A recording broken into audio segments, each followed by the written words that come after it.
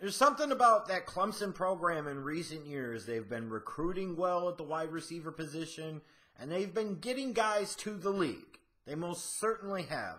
DeAndre Hopkins, Sammy Watkins, Martavis Bryant, Mike Williams, and the next in that line of these new wave Clemson wide receivers is Deon Cain. And the question is he going to be able to live up to the standards of some of those guys as he transitions to the National Football League? And my simple answer is, I don't know that I would bet on it. Now, with Deon Cain, since he's a guy that's a pretty quick, explosive athlete with decent vertical speed, a lot of times you could be enticed by that. And a lot of times you can fall into a trap of falling in love with that. Like, that's the thing that you notice. It's like, oh my God, this is so sexy. It makes me hard in my loin region because he is a great athlete and And, you know, sometimes there's reason to get excited because sometimes you just can't coach that quickness, that speed, that overall athleticism. And let's be honest, it's like the girl with the D-rack and the huge ass. You know, the window dressing is phenomenal. There's tons of sex appeal there. Now, sometimes when you take the clothes off and her stuff smells like tuna and her titties got all types of stretch marks, it might not look so good. It's the part of the packaging that you notice, and then once you get to the actual truth does not always match your initial fantasy. I know, you come for a scouting report and you get sex talk. Only here, baby. Only here. But you have to be careful with a guy like him because it's that type of stuff that helps him initially leap out at you because you're like, those are the type of traits that not everybody has in the league. Those are the things that you think translate the best. And sometimes they do and sometimes they don't. That said, he's not just a quickness speed guy. It's a lot of who he is, but it's not the entirety of who he is. I will give him credit. He's got a pretty big catch radius. He's able to adjust to the ball. He high points it pretty well. He can win some of those contested balls because, frankly, that was a lot of his game at Clemson. Win some of those contested balls, go deep. It's pretty much Deon Cain's game, if we're being real. Not a lot of refinement, not a lot of polish, just go deep, go get the ball. Crap, there are plenty of guys that have made a decent living in the NFL being just that type of wide receiver. And Deon Cain may be able to get by and make a living in the NFL being that type of wide receiver. But you've also had a ton of those guys over the years in the college ranks that have been those guys and have done absolutely nothing in the NFL. And it's crazy how that works out. But I will say his athleticism translates to his run after the catch ability. He's got some run after the catch ability. He's not super dynamic in the open field, but he's a guy you could hit on a quick slant, and he could pick up some yards. He could pull away from somebody. He can make somebody miss. Perhaps with him being that speed type of guy, I always worry about those guys. They seem to have issues staying healthy, but he doesn't. He's been a very durable guy, played every game the past couple of seasons, been able to answer the bell time after time after time. So you look at athletic upside, it's there. Injury risk based off of college, very, very low. That has some appeal to it. There's one thing when we're talking about somebody like a John Ross, and I bring that up because everybody's tantalized by the 40, never mind all the other injuries that he had, and the dude couldn't even get through the record-setting 40 healthy.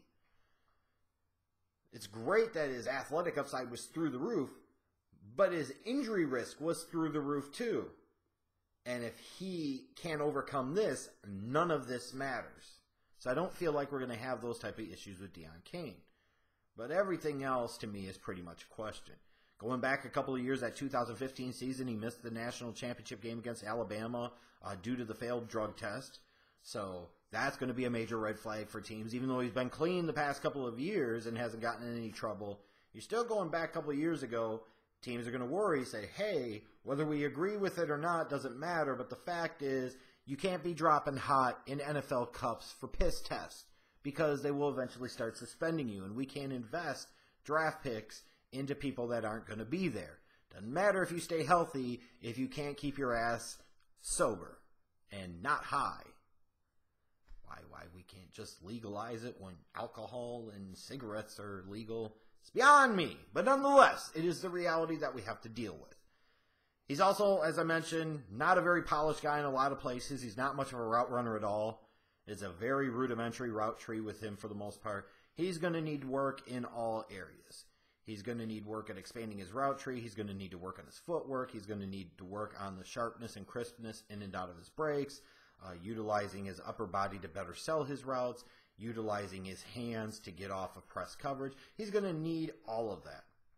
And with being a speed guy, even though he's got some size to him, doesn't play with a lot of physicality, he's going to struggle against press coverage. So I worry about him. Bigger physical corners could really bother him. Smaller, quicker corners could also bother him because if they're better in their back pedal, they're better in their hip turn, and they're better in terms of just their overall agility or match up with him, I worry about how he's going to get open other than the occasional once or twice a game where you have the breakdown deep and the safety loses his responsibility or there's a mix-up in the cover 2 or the cover 3 or whatever the case might be. And then on top of that, he's a body catcher. A common theme in this draft class who drops way too many passes. It's great you can get open deep. It's not if you can't catch the damn football. And that's what he reminds me of when I think of a guy at the wide receiver position. He reminds me of that guy that's the ultimate tease. You always think that he can get open. The truth is he gets open down the field a couple of times a game.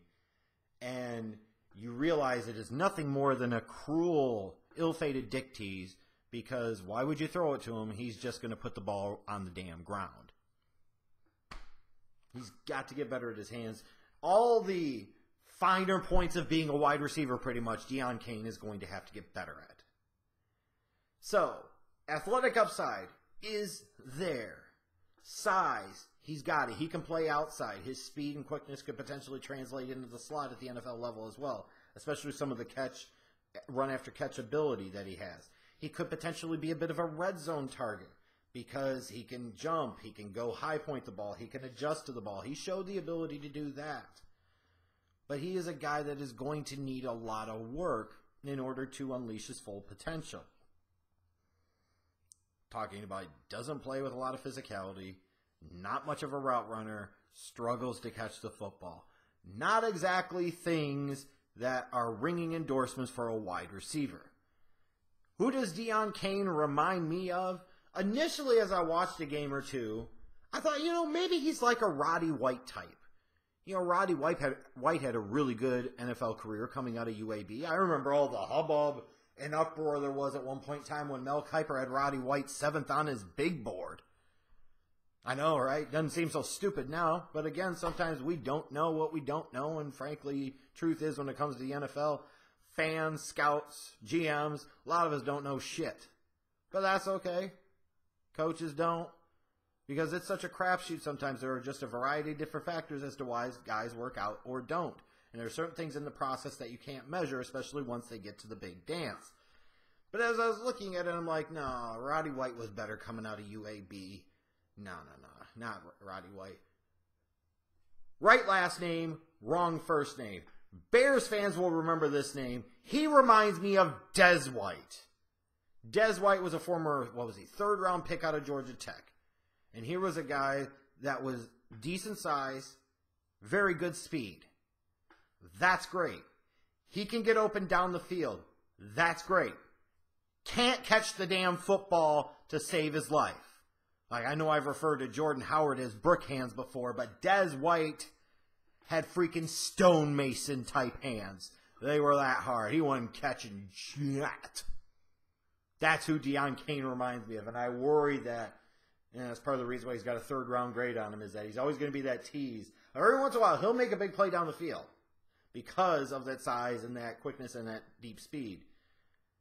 But he just, I worry that quarterbacks eventually aren't going to trust him. Coaches aren't going to trust him in big spots because he's not going to get open in other ways other than just flying down the field, and he's not going to catch the damn football.